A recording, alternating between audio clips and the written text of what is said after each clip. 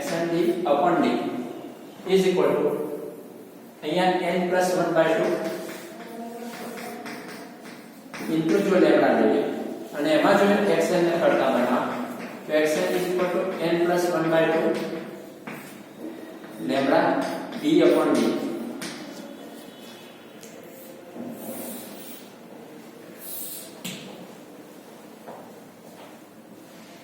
એટલે આપણે સમીકરણ નંબર 4 લઈએ. સમીકરણ નંબર 4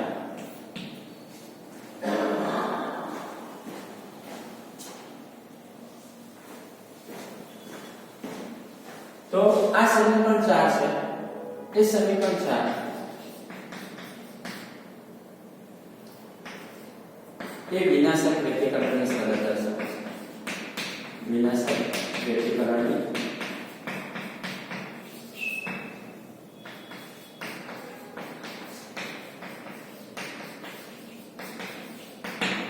શરત દર્શાવે છે. તો આ સહાયક વ્યક્તિકરણની શરત છે અને આ વિનાશક વ્યક્તિકરણમાં સહાયક વ્યક્તિકરણમાં પદ તફાવતનું સૂત્ર આવું થવું જોઈએ xmd upon d is equal to n lambda થવું જોઈએ અને વિનાશક વ્યક્તિકરણમાં xmd upon d is equal to n plus 1/2 into lambda થવું જોઈએ.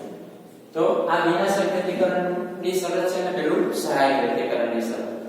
સહાયક વ્યક્તિકરણ હોય તો સલાહકાઓ તમને પ્રકાશિત દેખાશે અને વિનાશક વ્યક્તિકરણ હોય તો સલાહકાઓ છે એ અપ્રકાશિત દેખાશે. હવે સહાયક કે વિનાશક એ બંને વ્યક્તિકરણમાં રચાતી ક્રમિક પ્રકાશિત, બે ક્રમિક પ્રકાશિત કે બે ક્રમિક અપ્રકાશિત સલાહકાઓ વચ્ચેનું અંતર છે એ હંમેશા અચળ રહે છે. એટલે કે બે સલાહકાઓ છે ક્રમિક અપ્રકાશિત હોય કે બે ક્રમિક પ્રકાશિત હોય એ સલાહકાઓ વચ્ચેનું અંતર જે અચળ રહે છે અને એ જે અચળ અંતર છે એને સલાહકાની પહોળાઈ કહી શકાય. તો અહીંયા સલાહકાની પહોળાઈ માટેનું જો સૂત્ર મેળવવું હોય તો અહીંયા આપણે એવું કહી શકાય કે આ p બિંદુ લીધું એ p અને અહીંયા બીજા શબ્દોમાં આગળ બિંદુ લઈએ pn લઈએ અથવા pm લો તો એ p અને pm બિંદુ પાસે ધારો કે બે ક્રમિક પ્રકાશિત સલાહકાઓ રચાય છે.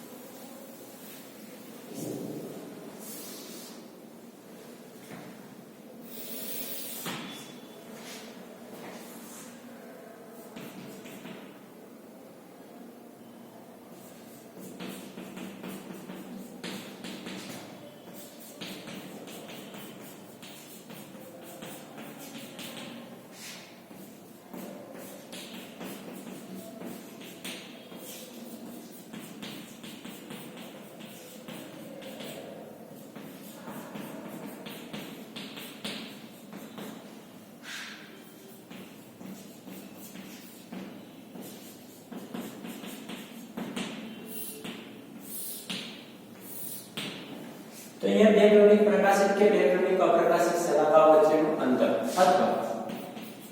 સલાહકાની પહોળાઈ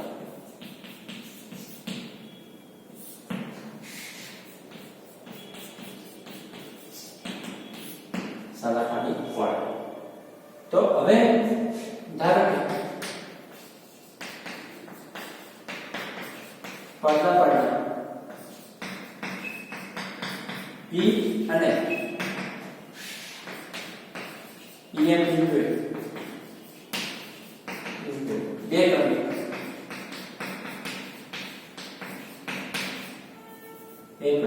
પ્રકાશિત સલાહકાઓ pm અને pm+1 બિંદુએ બે ક્રમિક પ્રકાશિત સલાહકાઓ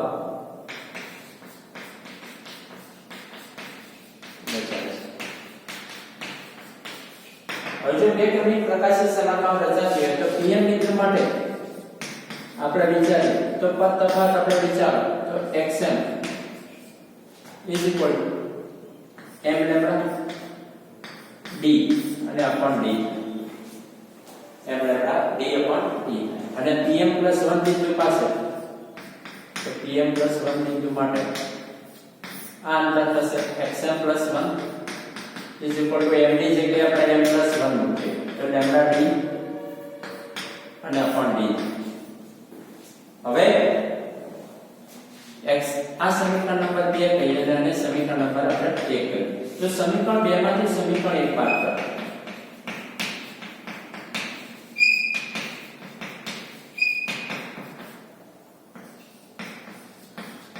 तो समीकरण 2 માંથી જ્યારે સમીકરણ 1 બાદ કરો તો xm + 1 - xm તો અહીંયા તમને lambda d upon d common નીકાળી દઈએ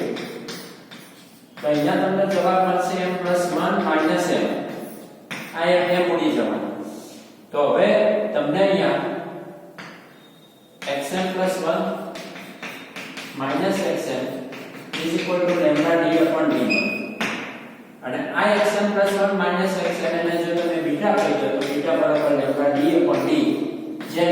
બે ક્રમિક પ્રકાશિત શલાકા કાં બે ક્રમિક અપ્રકાશિત શલાકા વચ્ચેનું અંતર કહી શકાય અથવા તો બીજા શબ્દોમાં શલાકાની પહોળાઈ પણ કહી શકાય તો આ બીટા છે એ બીટા જેને આપણે સમીકરણ નંબર 3 કહીએ તો સમીકરણ 3 એ શલાકાની પહોળાઈ દર્શાવે છે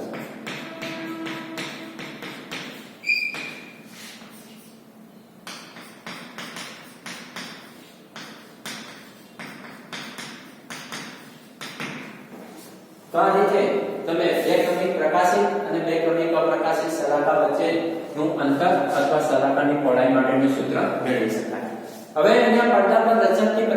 પ્રકાશિત કે અપ્રકાશિત શલાકાઓ હંમેશા અતિવલય આકારની હોય છે પરંતુ અહીંયા અપારદર્શક પડદામાં તમે જે સ્લિટ ગોઠવી છે S1 અને S2 ત્યાંથી પડદાનું અંતર ખૂબ જ વધારે હોવાથી ખૂબ જ દૂરના અંતર માટે એ શલાકાઓ તમને સુરેખ દેખાય છે એટલે અહીંયા जो S1 અને S2 ઉદ્ગમ સ્થાન છે એ છિદ્રની જગ્યાએ સ્લિટ આકારના લઈએ અને મૂળ ઉદ્ગમ સ્થાન S છે એ પણ જો સ્લિટ આકારનું લઈએ તો અહીંયા પડદા પર રચાતી શલાકાઓ છે તે તમને આ રીતે સુરેખ દેખાશે જે અતિવલય દેખાતી હતી એની જગ્યાએ આ રીતે તમને સુરેખ દેખાશે આ રીતે સુરેખ દેખાશે જે આ રીતે અતિવલય દેખાશે